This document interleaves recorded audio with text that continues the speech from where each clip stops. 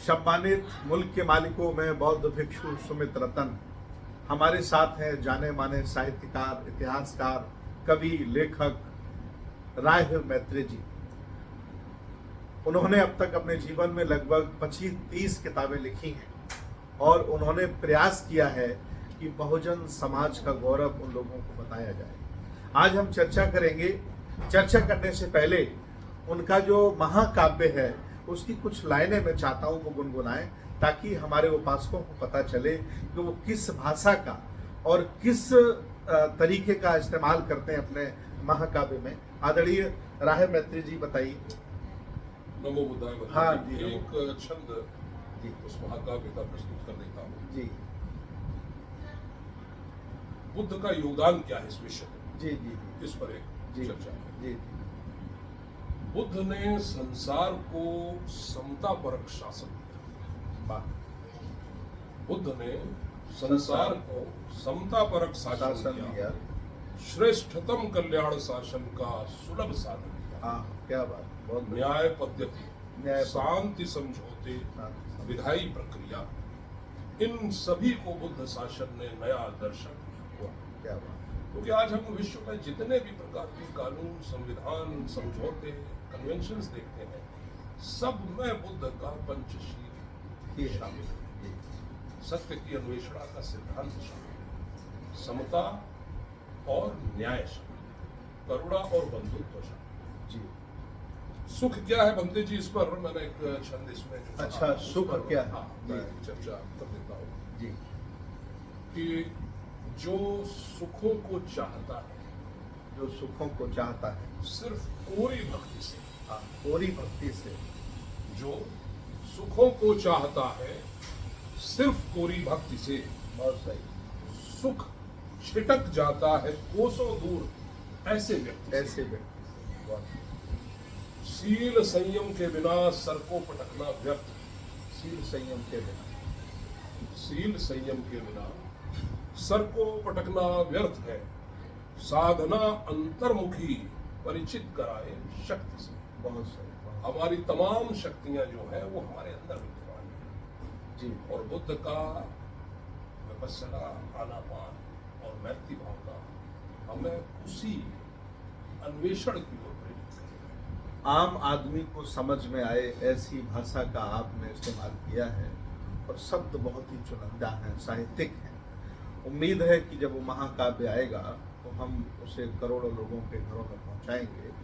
और जिस तरह से अखंड रामायण, जिस तरह से कथाएं लोग कह करके फर्जी कहानियां सुनाकर लोगों को भ्रमित कर रहे हैं, तो ये महाकाव्य सच्चाई बताकर, सच्चे दर्शन को बताकर के लोक कल्याण करेगा। एक और प्रश्न है आदरणीय राय मैत्री जी, आप बहुत बड़े साहित्यकार हैं। एक बहुत बड़ा ये प्रश्न है कि जो इतिहास है भारत का, उसमें श्रमण और बमण दोनों लोगों के युद्ध हैं। कभी उन्होंने हराया, कभी हमने हराया, कभी वो जीते, कभी हम जीते। लेकिन इतिहास चोरों ने, साहित्यिक चोर लोगों ने, जो यहाँ का बहुजन समाज है, पूर्व राजा महाराजा समाज है, इसके साथ बड़ा गुनाह किया है। इस पर मैं चाहता हूँ कुछ कहें। बद्री जी, हमारे यहाँ इतिहास के विषय में जी सही शोधपूर्ण दृष्टि नहीं हुई। जी हमने सही तथ्यों को प्रकाश में नहीं लाया। जी हमारा इतिहास भी हमारी धारणाओं के जाल में कैद होकर रह गया। बहुत सही, बहुत सही, हम इतिहास को उस रूप में देखना चाहते हैं जो हमारी आकांक्षा है। बहुत सही, बहुत सही, बहुत सही। अर्थात आप देखेंगे कि इतिहास जो है एक तथ्य है। जी कई बार हम लोग इस बात को उठाते हैं, देखिए, अगर आपको शब्दों का सही अर्थ समझना है तो आपको धम्म की देशना और दर्शन से जुड़े, क्योंकि शब्द भी आप देखेंगे समय के साथ बहुत बदल रहे हैं। जी बिल्कुल। इसलिए इतिहास को हमें समझने के लिए भाषा विज्ञान को समझना पड़ेगा। बहुत सही। भारत जैसे देश में आज आप देखें कि भाषाओं का इतना निरादर है, उसका कोई शोध नहीं है, जी कोई उस पर अन्वेषण नहीं है, हमारी खोजपूर्ण प्रवृत्ति नहीं है। भारत में ब्रिटिश रूल के बाद जो अन्वेषणा हुई, चूंकि वो विदेशी लोग थे तो वो भी हमारे यहाँ के दर्शन को, अध्यात्म को, चिंतन को उतना गहराई से नहीं समझते थे। उनके लिए ये विषय भी बड़ा कौतूहल का था। ये कार्य हमको ही करना पड़ेगा और सही दृष्टि के साथ, निष्पक्षता के साथ ये काम करने की आवश्यकता है। जब भी आप देखेंगे कि इतिहास में भावनाएं जुड़ जाती हैं और हम इतिहास को एक निजी अहंकार और गौरव की दृष्टि से देखने लगते हैं, वहीं इतिहास वो नहीं रह जाता जो वास्तव में होना चाहिए। मैं समझता हूँ कि अगर हम लोग कोई ऐसी विधि हो कि पीछे जा सकें और अपनी आंख से देख सकें, तो हम पाएंगे कि हम जो भी पढ़ रहे हैं सब झूठ, अधिकांशतः झूठ। और तथ्य और सत्य शब्द में बड़ा अंतर है। घटनाएं सत्य नहीं होती है। जैसे हमने ये कहा कि ईसा से 300 वर्ष पूर्व मौर्य काल था, अशोक का था। ये तथ्य, फैक्ट्स। सत्य बहुत बड़ी चीज होती है। आज हम यहाँ बैठे हैं, ये तथ्य है, सत्य नहीं। सत्य की खोज बड़ी लंबी प्रक्रिया है, जिसमें बड़ी गहराई से करना पड़ेगा और उसके लिए बुद्ध, महावीर, कबीर, नानक खुले बनना पड़ेगा। लेकिन तथ्यों को भी कम से कम हमारी ये जिम्मेदारी बनती है कि हम सही रूप में सामने लाएं। आज ये बड़ा दुख का विषय है कि भारतीय जनमानस, विशेषकर भारत का युवा, भारत का विद्यार्थी अपने इतिहास से बचे। हमें मालूम ही नहीं है कि इतिहास में हमारे नायक कौन। अब आप देखेंगे कि एक शिशु यानी एक नागरिक के निर्माण की प्रक्रिया में जो केंद्रीय तत्व होते हैं वो होते हैं, पहला उसके माता पिता, उसके बाद उसको सीखने का क्रम होता है परिवार और समाज से, तीसरा होता है जहाँ पे वो पढ़ने जाता है एकेडमिक्स में अपने गुरुओं से, उसके उपरांत वो साहित्य और उसके उपरांत मीडिया और सरकार। इन सारे केंद्रों से उसको जो जानकारी और सूचनाएं प्राप्त होती है उससे ही व्यक्ति का निर्माण होता है। हमारे यहाँ ये सारी संस्थाएं विफल हैं, अपने दायित्वों का निर्वहन नहीं कर रहे और इसलिए हमारे पाठ्यक्रमों में भी आप देखेंगे कि हमें इतिहास का, सत्य का, वास्तविकता का, अपने नायकों का, उनकी उपलब्धियों का, उनके विचारों का, उनके दर्शन का कोई ज्ञान नहीं। और जो समाज सत्य से और ज्ञान से वंचित हो जाता है उसका ऐसा ही प्रभाव हो जाता है जैसे हमारा। आज हम लड़ रहे हैं, झगड़ रहे हैं, हमारी पूरी शक्ति घर में लड़ाई करने में जा रही है, पूरी शक्ति। कितना दुखद विषय है। हमारे विद्यार्थी आज अशोक को नहीं जानते, प्रसेनजीत को नहीं जानते, बिंबिसार को नहीं जानते। कितने महान चिंतक और विचारक, आम्रपाली, नागसेन को नहीं जानते, नागार्जुन को नहीं जानते, सारिपुत्र मुगलयान को हम नहीं जानते, वसुबंधु को नहीं जानते।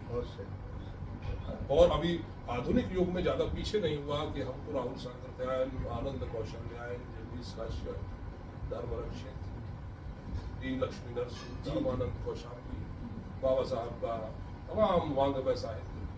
जी बिल्कुल, ये प्रतीकात्मक हो गया है क्या? इसकी कोई कोशिश गंभीरता के साथ नहीं हो रही है। अब आप देखिए इतना बड़ा हमारा मीडिया तंत्र है, 24 घंटे आप टेलीविजन देखते हैं, कोई उपयोगी तत्व की बात आपको वहां नहीं मिल सकती। दिन भर विज्ञापनबाजी, व्यर्थ के काल्पनिक सीरियल्स, झूठे प्रोग्राम्स, जिनसे किसी भी प्रकार का आपका कोई कल्याण का मार्ग प्रशस्त नहीं। बहुत सही, ये हमारे संसाधनों का दुरुपयोग।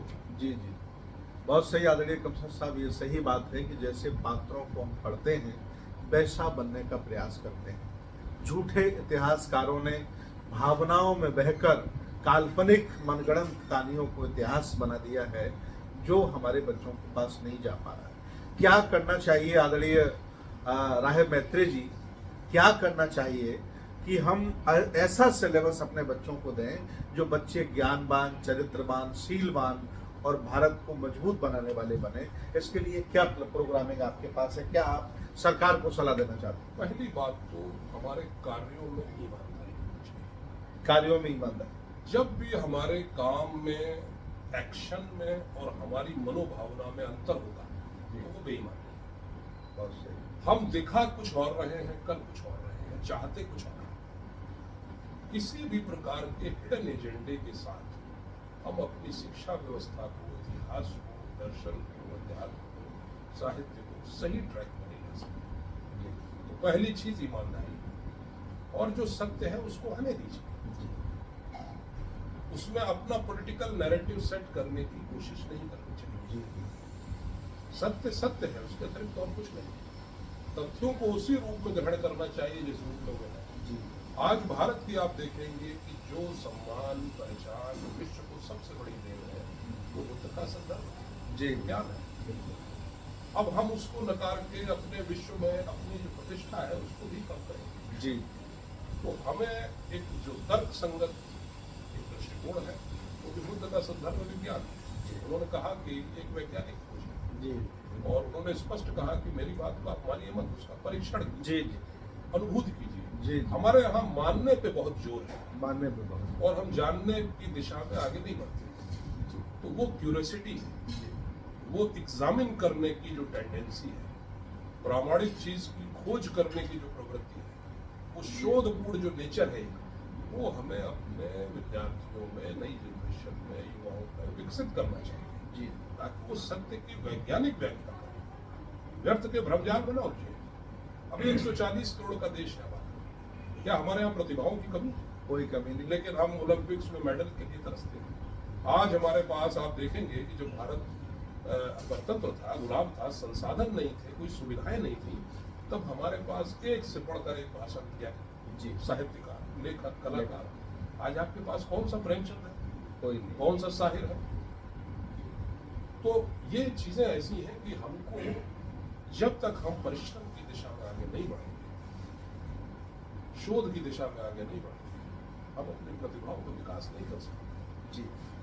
भारत को बेहतर और समृद्ध बनाने के लिए इस तरह के विचारों की, इस तरह के चर्चाओं की बहुत ज़रूरत है, और मुझे उम्मीद है कि आप जैसे लोगों को सरकार समझेगी, दुनिया समझेगी, और आपसे राय मशवरा लेकर के देश को, विकास को आगे बढ़ाया जाएगा।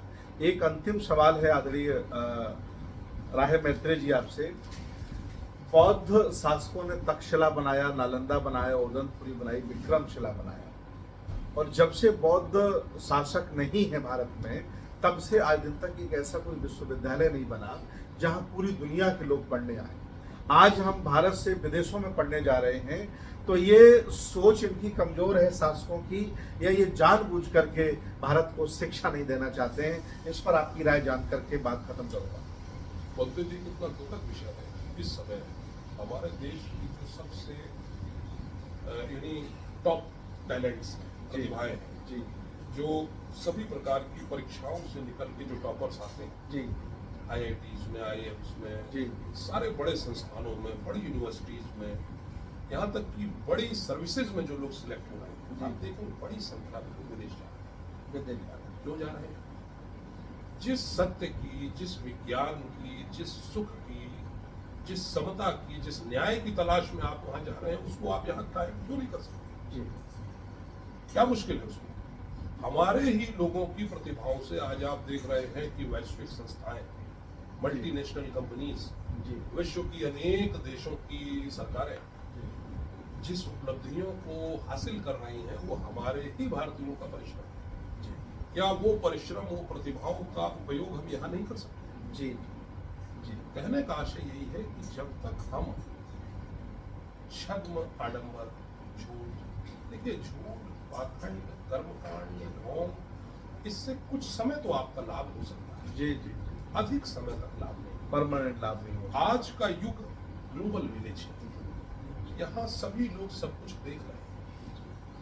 आपकी कोई भी शरारत आपके बंद कमरे में ज्यादा समय तक कैद नहीं रह सकती। बहुत सही, बहुत सही। इसलिए सत्य से जो लोग विमुख होंगे उनका नाश हो जाएगा, उनका पराभव सुनिश्चित है। जी।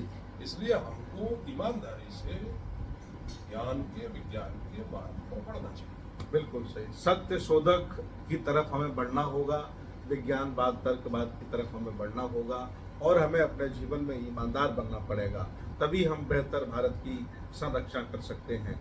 आपने हमें समय दिया, वार्ता हुई, बहुत अच्छा लगा। आप जरूर हमें बताइए, कमेंट करिए, शेयर करिए, ताकि ये अच्छे विचार लोगों तक जाएं और लोग इसका लाभ लें। बहुत बहुत धन्यवाद आपका, बहुत बहुत साधुवाद। नमो बुद्धाय।